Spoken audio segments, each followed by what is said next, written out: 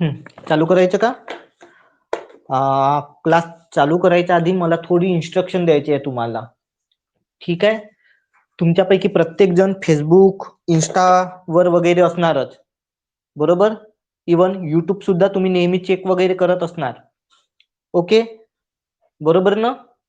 तुमच्यापैकी काही जणांनी तुम्ही फेसबुक किंवा इंस्टावर नाही का काही थोडेसे 10-10, 20-20, 30-30 सेकंदचे काही व्हिडिओज वगैरे बघितले असणार स्टडी रिलेटेड.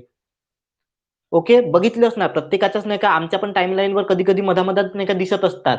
ओके, तर तुम्हाला सुद्धा असं काही व्हिडिओ दिसले असणार. चुकूनही त्या व्हिडिओवर विश्वास ठेवायचा नाही. आताच सांगून देत आहो, पुन्हा म्हणायचं नाही, कारण अर्धवट नॉलेज नेहमी घातक असते. जसं आता मला काही दिवसाचा आधी एक व्हिडिओ दिसला, मी तुम्हाला थोडी ऍक्टिंग करून दाखवतो. मला ऍक्टिंग जमत नाही, पण मी थोडीशी ऍक्टिंग करून दाखवतो. ठीक आहे, फक्त लक्ष द्या.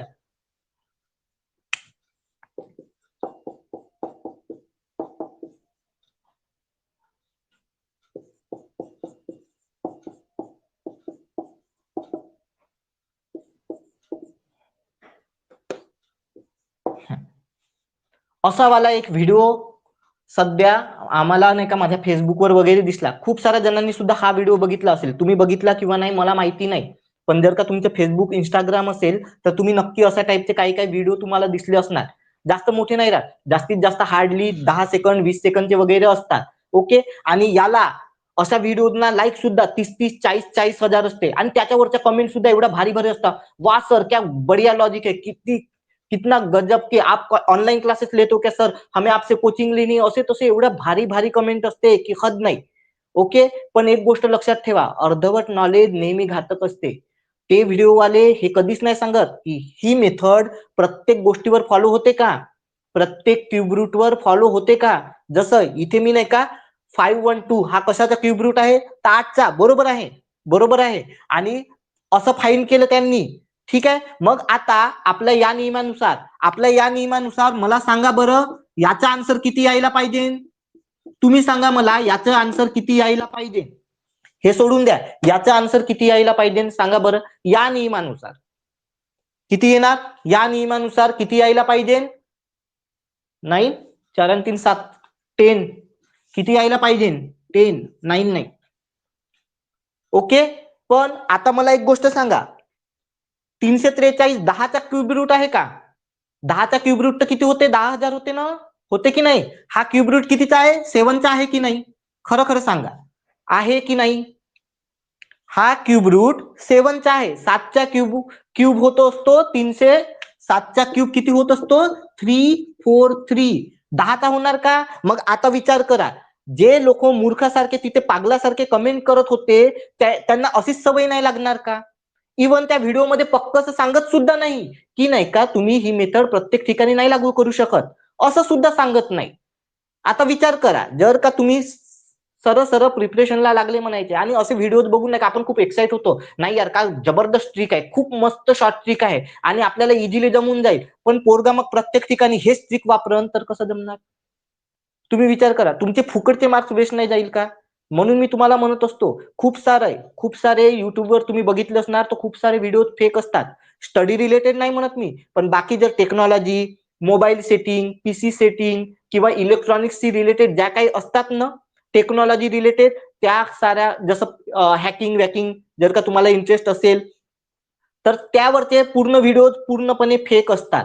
तर त्याच्यामुळे मी तुम्हाला हे सांगून राहिलो आहे की चुकूनही असे जर का तुम्हाला व्हिडिओ दिसले तर त्याला इग्नोर करायला शिका.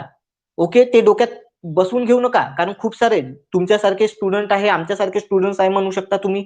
ते काय करतो, जेव्हा आपण स्टार्टिंगला असतो ना, तर एखादी गोष्ट अशी दिसली तर आपल्याला नाही का ती बरोबर वाटते, आपण क्रॉस चेक करत नाही. ज्यांना हे क्रॉस चेक करून बघितलं असणार त्यांना बरोबर कळलं. काही काही जणांनी बरोबर कमेंट केल्या की हे सगळे याच्यावर नाही का फॉलो नाही होत म्हणून ट्रिक वगैरे. ओके, पण नाही का खूप सारे असे मुलं आहे, कारण आपण कसं आपल्याला सवय आहे, आपण आंधळेपणानं कुणावरही विश्वास ठेवून देत असतो. त्याच्यामुळे ही ट्रिक जेव्हा त्या व्हिडिओ बघितला, आता विचार करा 25-30 हजार लोकांनी लाईक केलं आहे, याचा अर्थ त्यांना ते आवडलं आहे. बरोबर आहे ना, लाईक तर आपण बिनकामाने करत नाही. आणि त्याच्यावरच्या कमेंटही बघणार ना, 6-6, 7-7 हजार कमेंट, बहुत बढ़िया सर, ऐसी ट्रिक हमने आज तक नहीं देखी, असं तसं खूप हे असते. अरे पण हे आपण जर क्रॉस चेक करून बघितलं तर हे फॉलो होते का? नाही होत. हा ठीक आहे, ज्याच्या लास्टला मे बी 2 किंवा 3 असेल त्या ठिकाणी नाही का ते फॉलो होत असेल, पण मला तरी त्याच्यावरही विश्वास नाही. ओके, तर त्याच्यामुळे चुकूनही असा फंदात पडू नका. जर का तुम्हाला असे व्हिडिओ दिसले तर इग्नोर करायला शिका. पुन्हा एक सांगतो, पुन्हा मला एक व्हिडिओ दिसला 1 2 3 जे आपण होमवर्कला घेतो ना 2 1 6 आणि नंतर 2 4 5 आणि त्याच्यानंतर क्वेश्चन मार्क. ओके, असा वाला सुद्धा एक होमवर्क साठी क्वेश्चन दिसला आणि त्यांनी चॅप्टरला नाव कोणतं दिलं या व्हिडिओला? Ratio and proportion. नाव कोणतं दिलं? Ratio and proportion. ज्या मूर्खानं हा व्हिडिओ बनवला त्याच्यासारखा मतिमंद तोच असणार. जगातला सर्वात मतिमंद हा जर का रेशो अँड प्रपोर्शनचा असेल तर मी तुम्हाला प्रोपोर्शन कसं होते ते मी सांगितलं होतं. आठवते ना? पहिल्याचं मल्टिप्लाय लास्ट वाल्यासोबत, बरोबर, आणि या दोघांचं मल्टिप्लाय एकमेकांसोबत होत असते आणि नंतर ते आपण डिवाइड करत असतो. त्या गाढवाने काय केलं, जो आपण रिजनिंग मध्ये मी तुम्हाला असे क्वेश्चन देत असतो, आठवते ना? रिजनिंग मध्ये मी तुम्हाला होमवर्कला हे असे क्वेश्चन देत असतो. हा क्वेश्चन रेशो अँड प्रोपोर्शनचा नाही आहे. मी तेव्हा पण तुम्हाला सांगितलं होतं, जेव्हा मी असे क्वेश्चन तुम्हाला होमवर्क साठी द्यायचो. त्यांनी जर का इथे रिजनिंग नाव दिलं असतं ना तर करेक्ट असतं, पण त्याने रेशो अँड प्रोपोर्शनचं नाव दिलं आणि सॉल्व्ह कसा केला तर हे असा 1 + 2 + 3 = 6 म्हणजे 6 चा क्यूब बा 216.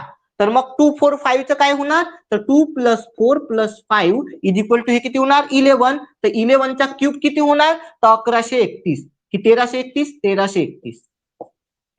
ओके, आता विचार करा, हा आहे ओरिजिनल मध्ये रिजनिंगचा क्वेश्चन, त्याने नाव दिलं रेशो अँड प्रोपोर्शन. आता जर का एक्झाम मध्ये रेशो अँड प्रोपोर्शनचा असा क्वेश्चन आला तर नाही हे मुलं पागलासारखे करणार का असे?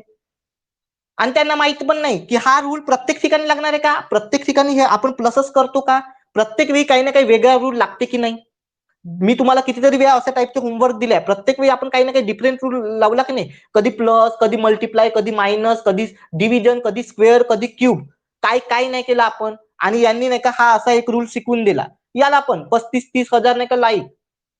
ओके, म्हणून मी तुम्हाला म्हणत असतो, चुकीचं नॉलेज, अर्धवट नॉलेज नेहमी घातक असते. अशा व्हिडिओच्या भानगडीत चुकूनही पडू नका.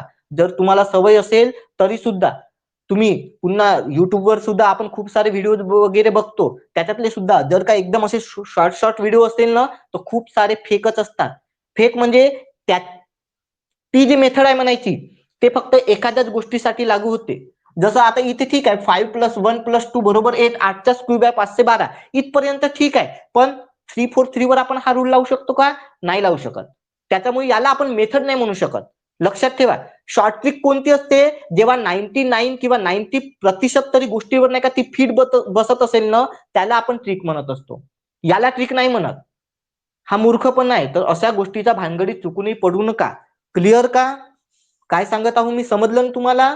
चुकूनही अशा भानगडीत पडू नकाल. असे तुम्हाला खूप सारे व्हिडिओ दिसणार. ओके, हा रेशो अँड प्रोपोर्शनचा क्वेश्चन नाही आहे. त्याने चुकून नाव दिलं किंवा त्याला तसं वाटलं असेल म्हणून त्याने कदाचित तसं नाव दिलं, ज्याने व्हिडिओ बनवला त्याने.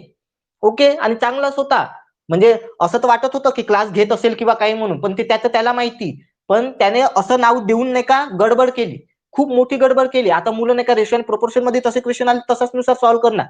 इव्हन जर का रिजनिंग मध्ये सुद्धा असे क्वेश्चन आले तर प्रत्येक ठिकाणी हाच रूल लावणार. आता हे त्यांच्या माइंडसेटवर आहे. खास करून जे फ्रेशर असतात ना, ज्यांचे क्लासेस वगैरे नसतात, जे फक्त सेल्फ प्रिपरेशन करतो म्हणतात ना, जे फक्त बुक मधून किंवा व्हिडिओ मधून प्रॅक्टिस करतात ना, ते सुद्धा याच्यावर नाही का डायरेक्टली विश्वास ठेवून देईल आणि प्रत्येक ठिकाणी हाच रूल लावत जाईल, नाही का? म्हणून प्रॉपर नॉलेज पाहिजे नसते कोणत्याही गोष्टीचं. असं केल्यानं होत नाही. आणि हे जे व्हिडिओ बनवतात ना, हे 2-2 3-3 सेकंदचे किंवा मिनिटचे म्हणा, ओके, हे प्रॉपरली सांगत सुद्धा नाही की हा रूल पर्टिक्युलर याच ठिकाणी लागेल किंवा या ठिकाणी लागणार नाही म्हणून. आणि आपल्याला सुद्धा एवढा टाइम राहत नाही क्रॉस चेक करून घेणं. राहते का? आपण जी गोष्ट आली आपल्याला ती आपण डायरेक्टली फॉरवर्ड करत सुटतो. तुम्हाला व्हॉट्सअपवर एखादी मेसेज दिसला तर free laptop, free T shirt, free recharge. तुम्ही पण अंदाधून करत असताना फायरिंग या ग्रुपवरून त्या ग्रुपवर फ्रेंड्सना वगैरे. ओके, तर त्या गोष्टी बंद करा. त्याला नाही का क्रॉस चेक करणं शिका. जसं काल एका मुलाने पुन्हा एक कोणता तरी ते ज्या मुलांना 1ली पासून 7वी पर्यंतचे पुस्तकं जे कोणी घेऊ शकत नाही त्यांना फ्रीमध्ये या नंबरवर कॉन्टॅक्ट केल्यास फ्रीमध्ये बुक्स मिळेल. त्या नंबरवर तुम्ही कॉन्टॅक्ट करून बघा, एकही नंबर चालू दिसणार नाही, बंदच राहते.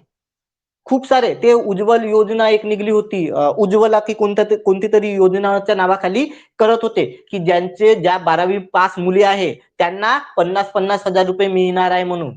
ओके. किंवा ज्यांचं लग्न होत नाही, ज्यांना लग्नासाठी पैसे पाहिजे नसेल, त्यांना नाही का 1-1 लाख 2-2 लाख रुपये मिळणार आहे. तर हे सगळे फेक मेसेजेस असतात. तुम्ही पहिले माहितीये का, जेव्हा ठीक आहे तुम्हाला वाटलं की हे खरं आहे, तर तुम्ही एकदा पहिले त्याची शहानिशा करणं तुमचं कर्तव्य आहे. प्रत्येकाची जबाबदारी आहे ही. म्हणजे असं नाहीये, हे क्लासच्या अलग सांगून राहिलो मी पाठ. पण तुम्ही जर का तुम्हाला WhatsApp, Facebookवर असे मेसेजेस दिसले ॲक्सिडेंटवाले, नाही का? 3 किंवा ते हरवलेले मुलं, ओके. ते 3-3, 4-4 वर्षाच्या आधीची गोष्ट असते ना, आम्ही आजही फॉरवर्ड करत राहतो. तर तशा फंदात पडू नका. ते ॲक्सिडेंटवाले free T-shirt, free laptop, okay. किंवा प्रधानमंत्रीने नवीन एक योजना आणली, याच्यावर क्लिक केल्यावर तुम्हाला एवढे रुपये मिळणार. ह्या सर्व फेक असते. आणि अशाने नाही का तुमचा डेटा, जो मोबाईल मधला डेटा असते ना, ते पूर्ण लीक होऊन जात असते. हॅक होत असते तुमचा डेटा, तुमचे बँक डिटेल पासून सर्वच्या सर्व. तर अशा गोष्टीचा अवॉइड राहा.